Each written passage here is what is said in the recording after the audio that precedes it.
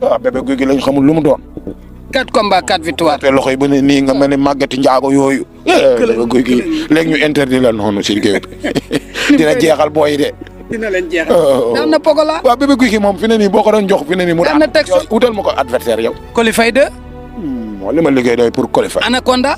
moo ñooñu doy pour koy nag yow mu daan ta bàyyi ma nag nga naan ay Anaconda ki Coly Faye. waaye kii jóge si gala rajo ak gala bi gën leen walis foofu nga naa ma ay Coly Faye.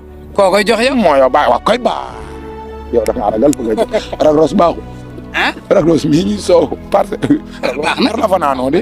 ah ragros kay baax na. ak bébé guy baaxul. boobu neex na wala neexul. neex na ama neex. mérito na ko. ah commencé. mérito na ko. mbay guy gi. mbay guy gi man mbay guy gi la gën a xam rëbb la gaay golo la gën a xam dëkk bu amee xaj na ko jël. caatu yoof bébé guy gi. digaluma ko. caatu yoof nga xëy fu mu door bu tëjut maatu na ko jël. ma jabu yoof bébé guy gi. waay Samba wax nga temps.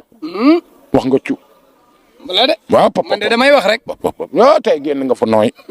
waaw wax nga dëgg daan na butu woon te combat dàqu ko. man damay wax rek. waaw fee tey génn nga fa nooy waaw borom bawal. daay léeg-léeg laa wax nga dëgg mu kooku daan na butu woon mu ja nag xoolal mu ja. bébé guy gi mi baax na du dóore mën ngeen a laale kii si galaa la jógee indaale pouvoir bu nga de. dawul bëre dawul xeex. mu ja yaram wi daa xasan sax keroog ba ma